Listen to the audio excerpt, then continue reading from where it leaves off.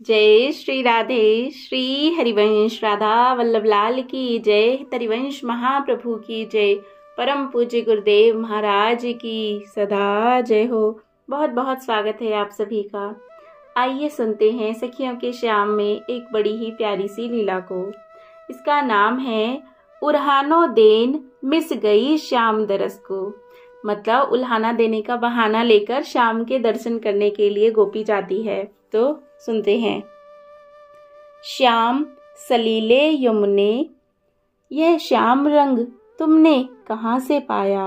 कदाचित श्याम सुंदर का चिंतन करते करते तुम भी श्यामा हो गई हो। ये लोल लहरियां तुम्हारे हृदय के उल्लास को प्रकट करती है। अवश्य ही नटनागर यहीं कहीं समीप ही हैं कि तुम हर्ष विभल हो उठी हो। कहाँ हैं भला, बताओगी मुझे। क्या कहूँ बहन, घर में जी लगता ही नहीं।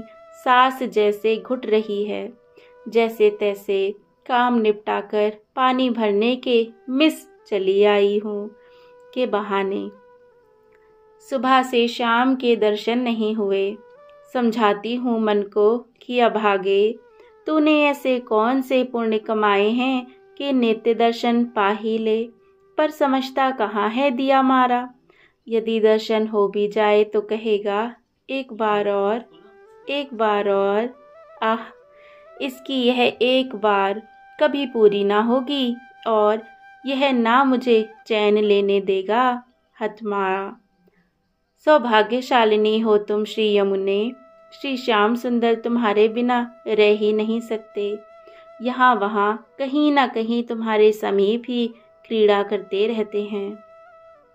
बहुत विलंब हो गया है, मैया डांटेगी। पर तुम ही बताओ श्री यमुने, घड़ा तो भरा रखा है, इसे उठावेगा कौन। श्याम सुंदर होते तो उठवा देते या फिर फोड़ ही देते। अरे कुछ तो करते। यह अभागा तो ज्यों का त्यों भरा रखा है। यहीं कहीं तुम्हारे तट पर होंगे। कहो ना उनसे, कहो कि मैं जल भर आई हूँ, जरा घड़ा उठवा दें। इतनी कृपा कर दो ना देवी। परोपकार के लिए ही तो तुमने यह पै में वपु धारण किया है। मुझे भी कृपा कर अनुग्रहित करो ना। आहा, यह तुलसी मिश्रित कमल गंध कहाँ से आई। क्या वे तुम्हारे जल में स्नान कर रहे हैं। बताओ तो, किशोर है वे मंचोर। किसी बहाने एक बार दर्शन हो जाए, कुछ क्षण तो नयन मन शीतल हो जाएंगे। दर्शन होने पर अभागी जीवा तो तालू मूल से चिपक जाती है, मानो मुख में रहती ही नहीं। मेरी ही बात नहीं, अधिकांश बहनों की यही दशा है।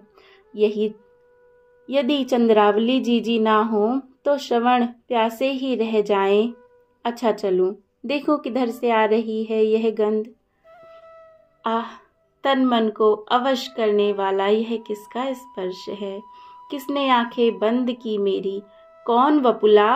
अच्छा चित्रा, अरे भद्रा, नहीं सुमति, अरे कला, इंदु, तब कौन है।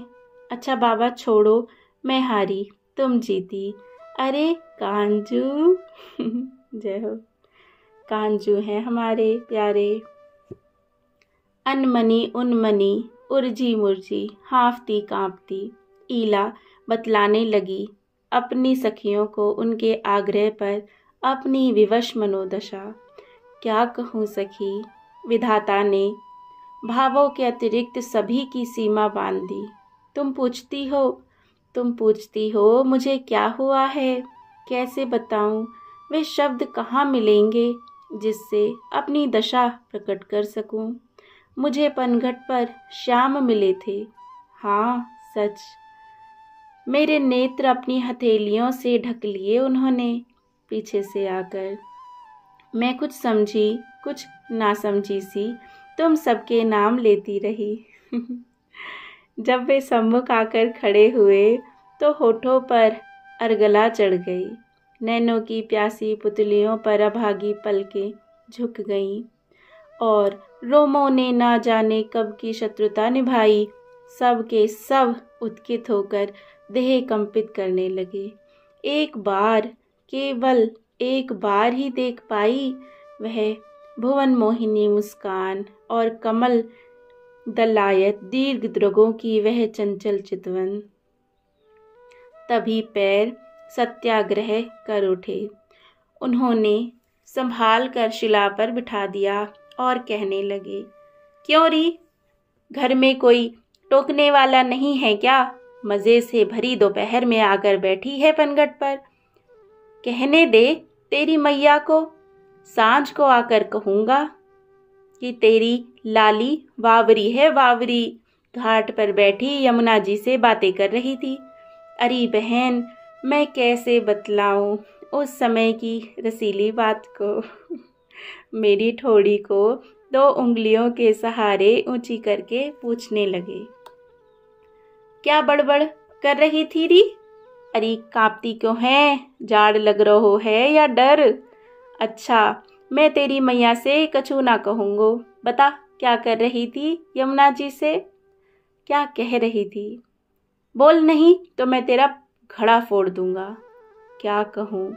जाने कहाँ की जड़ता ने आकर मुझे जकड़ लिया कि चाहने पर भी मुंह ना खुल पाया। उन्होंने दुलार से मेरी मुक्ता माल के दाने सरकाते हुए पुनः पूछा, क्या कर रही थी? मुझसे ना कहेगी? मैं तो तेरा ही हूँ। अच्छा ना बोल, मेरी ओर तो देख। अरे अभागी पलकें जैसे मन भर की हो गई। अच्छा चल, तेरा घड़ा उठवा दूंगा। उन्होंने वहां पकड़कर उठाया मुझे और घड़ा उठाकर सिर पर रखा। घड़े को उठाए उनकी बाहों के साथ साथ मेरी दृष्टि ऊपर उठी और उन आँखों में समा गई। सारी देह थरथरा गई। सिर पर रखा घड़ा गिरकर फूट गया। मेरे और उनके वस्त्र आर्द्र हो गए। वे हंस पड़े। वाह, अब घर जाकर मैया को उल्हाना देगी कि श्याम ने घड़ा फोड़ दिया। क्यों? मुझे भी हंसी आ गई। क्यों ना हंसोगी? अब तो मुझे अपराधी बनाने का सूत्र जो हाथ लग गया है ना। दोनों हाथ पकड़ झुलाते हुए बोले, क्या नाम है तेरा? ईला। ए बोलती है तू तो। कितना मीठा स्वर है। मैं तो समझ रहा था गूंगी है। सुंदर सी मूरत गढ़कर जीव रखना भूल गए विधाता। प्रसन्नता के आवेग में वनमाली ने हाथ छोड़ मेरी चोटी पकड़ अपने चारों ओर घुमा दिया मुझे। सखियों, मेरी चोटी उनके कंठ से लिपट गई और मेरा मुख उनके कंधे से जा लगा। अरे फांसी देकर मारेगी क्या मुझे? कहते हुए झटके से चोटी गले से खींच ली तो उनकी वनमाला और मेरी मुक्तामाल टूटकर मेरे आंचल में आ गिरी। हाँ, क्या कर रही थी यमुना जी से? बता, क्या कह रही थी? उन्होंने पुनः पूछा। सुन तो रहे थे, वहीं दुबके हुए। कहते ही मैं भाग खड़ी हुई। इसी कारण सांस फूल रही है। यह रही वनमाला और मेरी टूटी मुक्तामाल। हाँ सखियों, मेरी मैया मुझे साथ लेकर उल्हाना देने नंद भवन गई थी। जाते ही उसने पुकारा, नंदरानी, अपने पूत की करतूत देखो और देखो मेरी लाली की हालत को। कहा भयो बहन, कहती नंदरानी बाहर आई। कहाँ है गयो? तुनक कर मैया बोली। लाली जल भरने गई थी। घड़ी कन्हाई से घड़ा उठवाने को कहा तो घड़े का घड़ा फोड़ दिया। मुक्तामाल तोड़कर इसकी चुनरी भी फाड़ दी दो। कहो ना नंदरानी, लगता है गोकुल छोड़कर कहीं अन्यत्र जाकर बसना पड़ेगा। तुम्हारे तो बुढ़ापे का पूत है, सो लाड़ दुलाड़ की सीमा नहीं। माथे लेके कंधे पर बिठाएं, पर इस नित्य के अधम को हम तो अघा गई हैं बाबा। नेक रुको बहन, ब्रजरानी हाथ जोड़कर बोली। कन्हाई तो तुम ही सबका है। तुम सबके आशीर्वाद से ही इसका जन्म हुआ है। अपना समझकर तुम जो कहो सो दंड देऊं। बाहर खेलने गया है, तुम लाली को यहीं छोड़ जाओ। वह आएगा तो इसके सामने ही उससे पूछूंगी। तुम तो भोली हो नंदरानी, तुम्हारा लाला भी कभी अपराध सिराने देता है भला। तुम डाल डाल तो वो पात पात फिरेगा। मैया बोली, लाली को यहीं छोड़ जाओ, नीलमणि आता ही होगा। नंदरानी ने कहा। मेरी मैया मुझे वहीं बिठाकर चली गई। ब्रजेश्वरी ने मुझे नवीन वस्त्र धारण कराए, पकवान खिलाए और गोद में बिठाकर दुलराती हुई बोली, क्या करूं बेटी, नीलमणि बड़ा चंचल है। मुझे कहीं चोट तो नहीं लगी? मैया पूछती हैं उससे कि तुझे कहीं चोट तो नहीं लगी? आएगा तो आज अवश्य मारूंगी उसे। मैंने भयभीत होकर सिर हिला दिया कि कहीं चोट नहीं आई। मन में आया कहीं सचमुच मैया मार ना बैठे अथवा पुनः बांध ना दे। अपनी मैया की नासमझी पर खीज आई। क्यों दौड़ी आई है यहाँ? तभी बाहर बालकों का कोलाहल सुनाई दिया। मैं सिकुड़कर बैठ गई। कन्हाई रे कन्हाई, मैया ने पुकारा। हाँ मैया, श्याम सुंदर दौड़ते हुए आए। क्या है मैया, यह कौन बैठी है, किसकी दुल्हन है? उन्होंने एक साथ अनेकों प्रश्न पूछ लिए। मैं तो लाज में डूबने लगी। मैया ने उसका हाथ पकड़कर कहा, आज तूने इसका घड़ा क्यों फोड़ दिया रे? मुक्तामाल तोड़कर चुनरी भी फाड़ दी और अब पूछता है कि यह कौन है? दारी के तेरे उधम और गोपियों के उल्हानों के मारे अघा गई हूँ मैं तो। नहीं तो मैया, मैं तो जानता तक नहीं यह कौन है। तू यह क्या कह रही है? मैंने तो इसे कभी देखा ही नहीं। श्याम सुंदर चकित स्वर में बोले, कभी नहीं देखा? कहते हुए मैया ने अपने हाथ से मेरा मुख ऊपर उठा दिया। अरे मैया, यह तो ईला है। ताली बजाते हुए वे मैया के गले से लटक गए। तू इसका नाम बदल दे। क्यों रे? मैया ने चकित होकर पूछा। ईला का क्या अर्थ है मैया? वह पिलपिली सी इल्ली ना मैया, तू इसका नाम बदल दे। अरे मेरे भोले महादेव, ईला का अर्थ है इल्ली नहीं, पृथ्वी होता है, पृथ्वी। पृथ्वी होता है मैया।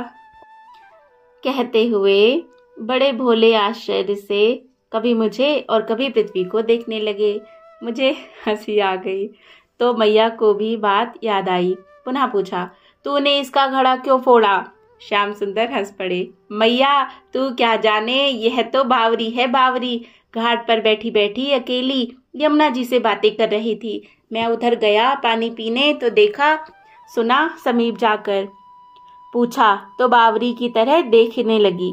मैंने हाथ पकड़कर उठाया और घड़ा उठाकर इसके माथे पर रख दिया तो देख मैया, इसने ऐसे कमर और देह फड़फड़ाई कि घड़ा बेचारा क्या करता, पट्ट से गिर गया और फूट गया। सखियों, श्याम सुंदर ने कमर और देह इस तरह हिलाई कि मैया और मैंने ही नहीं, प्रांगण में खड़ी सभी गोपियों और दासियों ने भी मुख पल्लू से ढक लिए कि किंतु श्याम सुंदर गंभीर बने रहे। सुन मैया, मैंने इससे कहा, क्यों री, क्या किया तूने? घड़ा फोड़ दिया, अब मेरे माथे आएगी। क्या बातें कर रही थी तू यहाँ बैठी बैठी? मेरी बात सुनकर मैया इसने ऐसी दौड़ लगाई कि पहले तो मुझसे ही भिड़ गई और मैं गिरते गिरते बचा, पर मेरी वनमाला तो टूटकर इसके साथ ही चली गई। थोड़ी दूर जाकर संभवतः होकर ठोकर खाकर ये गिर पड़ी होगी। वहीं इसकी माला टूटी होगी और चुनरी भी फट गई होगी। मैया, मैं तुझसे सच कहता हूँ, तो इसकी मैया से कहकर इसका ब्याह जरा जल्दी से करा दे। यदि किसी को मालूम हो जाएगा कि यह पगली है तो इसका विवाह नहीं हो पाएगा। सखियों, मेरे लिए वहाँ बैठे रहना कठिन हो गया। हंसी से पेट फटा जा रहा था। मैं उठते ही घर की ओर दौड़ पड़ी। तुमने देखी उनकी चतुराई। जय जय श्री राधे। कितनी प्यारी प्यारी सुंदर सुंदर सी लीलाएं हैं ना। जय जय श्री राधे। जय हो सखियों के श्याम की जय हो। जय जय श्री राधे श्याम।